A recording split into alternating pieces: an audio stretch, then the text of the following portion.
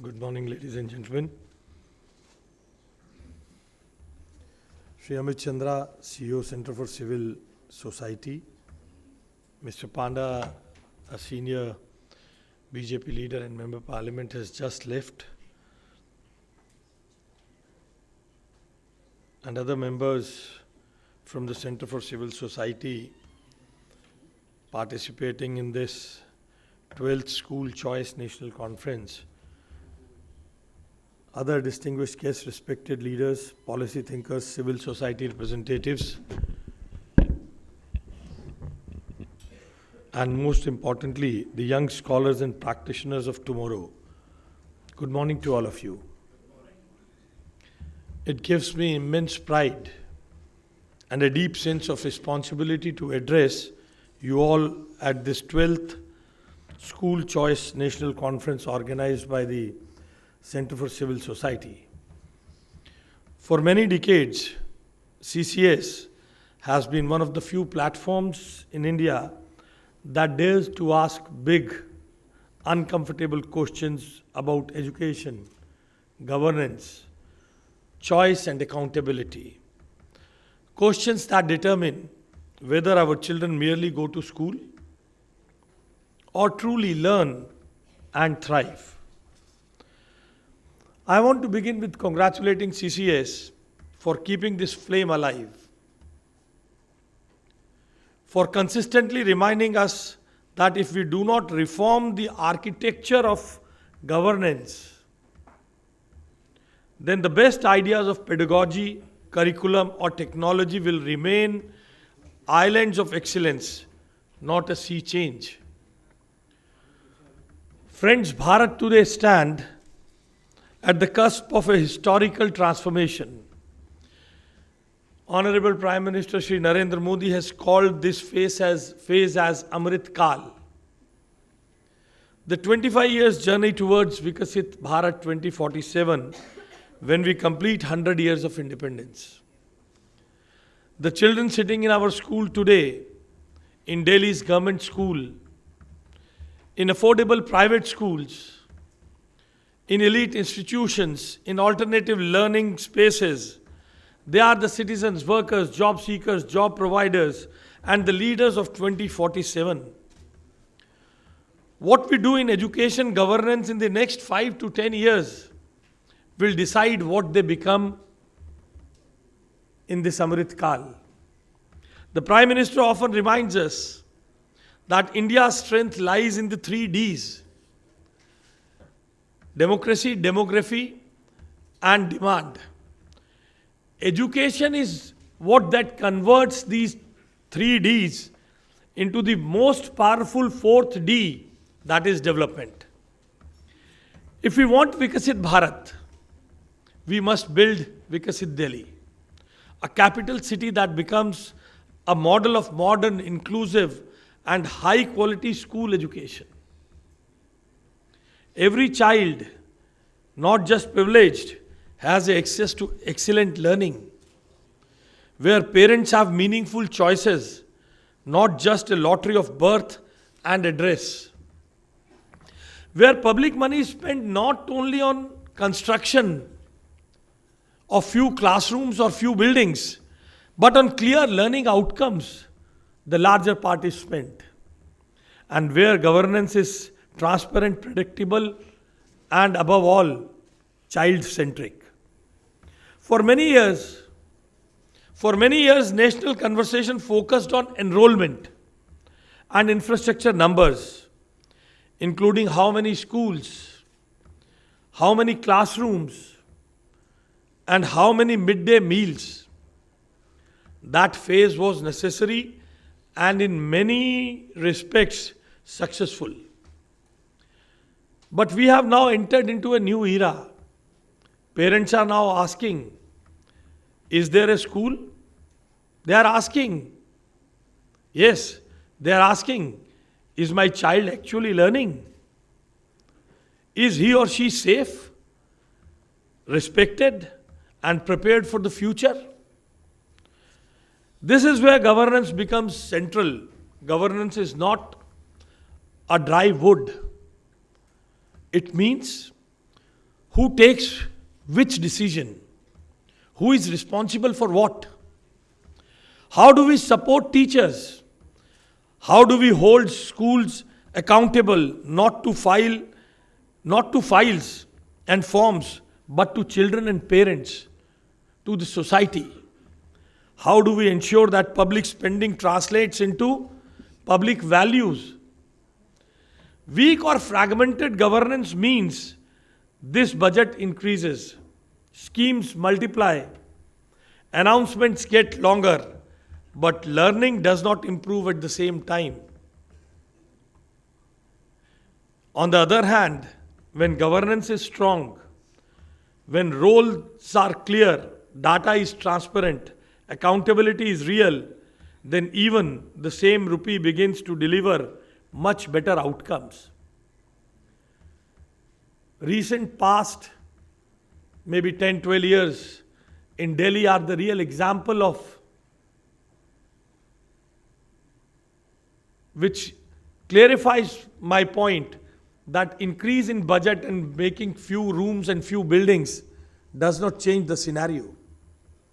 We have seen states who have transformed education, who have silently reformed their classrooms, who have silently reformed their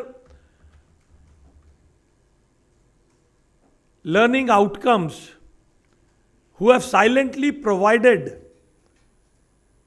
tech-enabled education to their students without much tom-tomming like recent past in Delhi and neighboring states. We have an example of Gujarat. In the last 1 year, more than 1,56,000 classrooms have been provided with smart classrooms. Whereas much tom-tomming of providing quality education and providing big budgets and building a few classrooms in Delhi. In the last 10 years, Delhi has only 700 smart boards in the national capital. So just announcing, making announcements and providing budgets does not transform the things. Our efforts in Delhi is guided by Prime Minister's Narendra Modi's idea of minimum government, maximum governance. And his formula that good governance needs the art. Art means accountability, responsibility, and transparency. In this journey, we are aiming to reimagine and revamp VSK, the Vidya Samiksha Kendra in Delhi. Today, I want to share how we see Vikasit Delhi education agenda, fully aligned with NEP 2020, across three big themes: how teaching and learnings are evolving, how institutions are regulated and structured, how resources can follow students, not just institutions. And then I touch upon the digital backbone that can make all this possible. Our first theme goes to the heart of the classroom. What happens between child and a teacher? For too long, our system rewarded rote memorization. As the Prime Minister has said, earlier our education policy told children what to think. Now the focus is how to think. In Delhi, our vision is that every child who passes out of the school should have a strong foundational literacy and numeracy. The 21st century skills NEP speaks about critical thinking, creativity, collaboration, curiosity, and communication, and a deep grounding in Indian values and constitutional ideas. This is not just fancy words. It means more project-based and competency-based learning in classrooms. Less fear of asking questions. Children learning to connect knowledge with real life, from environment and health to law, entrepreneurship, and technology. But this cannot happen without empowering our teachers. PM Modi has consistently said that the trinity of talent, temperament, and technology will transform India's future. Our teachers are the custodians of the talent and temperament. They are not just employees of the system, they are nation builders. As a stakeholder in the policy space, the question arises how we structure and regulate institutions. Today, in many states, and sometimes in Delhi too, a single department makes policy, runs school, recognizes school, and even inspects them. When the same authority is policy maker, operator, and regulator, accountability gets blurred. Innovation is discouraged. Good schools are slowed down by over compliances. Weaker schools do not get timely support.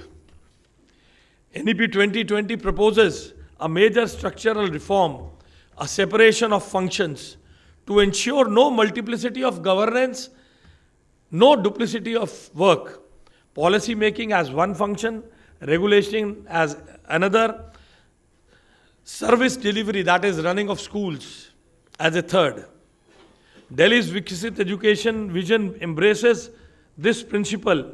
We see a clear role for a state school standard authority and planning to set up for Delhi very soon as an independent child-centric standard body that focuses on learning outcomes, safety and inclusion, transparency of information for parents. These guidelines in our vision just must rely on simple essential norms, focus on what really matters for children, and fair predictable application of rules to all schools, governments, private and aided. We must move away from an inspection culture obsessed only with land size.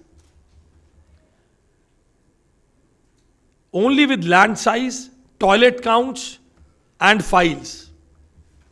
I am not saying that it is not required. Very soon, you will be seeing that what kind of infrastructure Delhi students are studying in reality, they are suffering, not studying. But along with the inspection culture, we should move towards a governance culture that asks, is the child learning?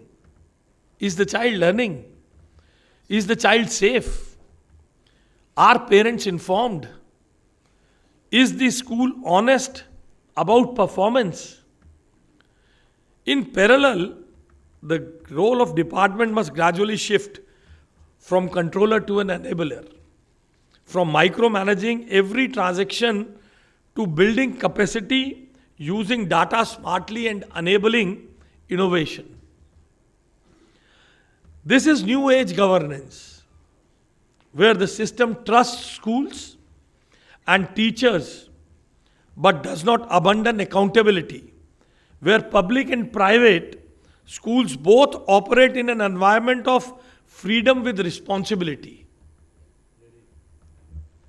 Sometimes a question arises how we finance education. Traditionally, we have followed input-based funding models.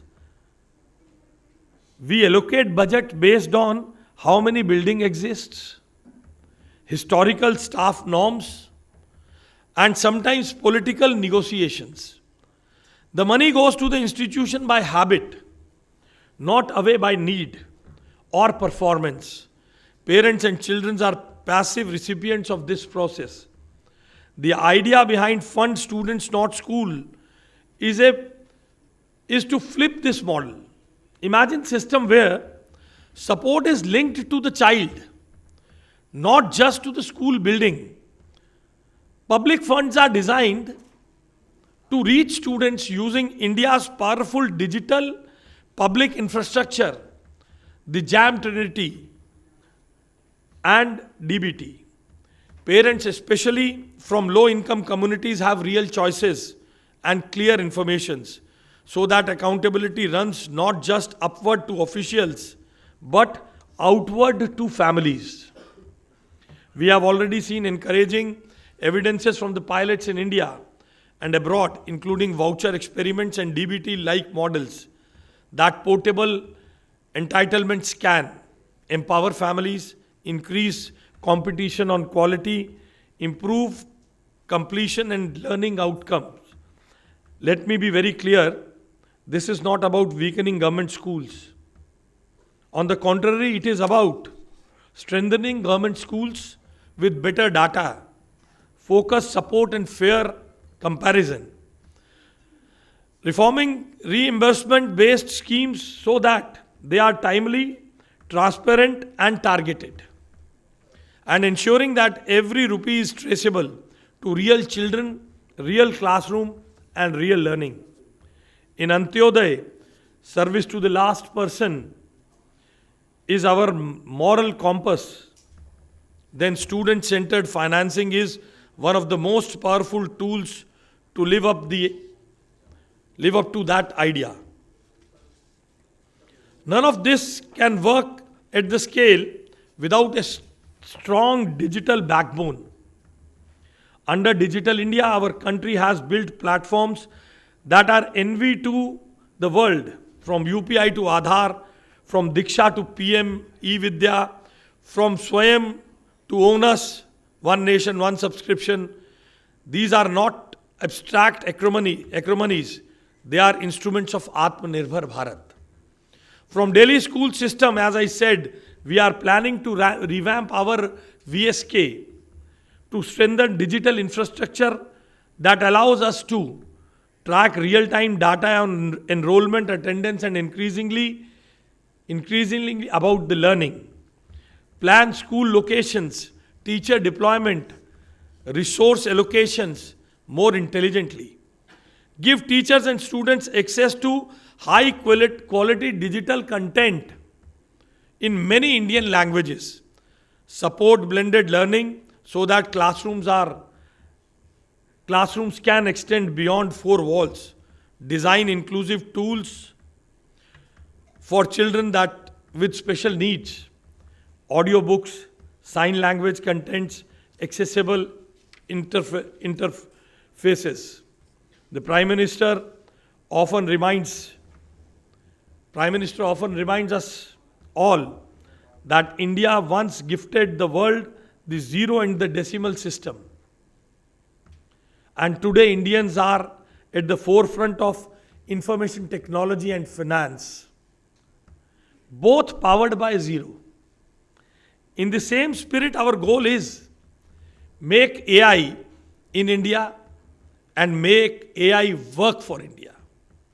And education is central in this mission. At the same time, let me emphasize, technology is the tool. And in Delhi, this is our conviction. Technology is the tool, not a replacement of the teachers. The heart of education will always be the human relationship between a child and a caring, competent adult teacher. We aim to use technology to enhance the role of teachers and schools, not bypass them. In Delhi, we are intending to finish a gap between the government schools and the private schools. All 38 lakh students studying in both the schools, they are our children. And we intend to build our government schools to the level. There may be many in this room who must have studied in the government schools. But your children are not studying in the government schools. We intend to make Delhi government schools to the level that you are compelled to send your grandchildren to the government schools. Thank you very much. Thank you for inviting me here.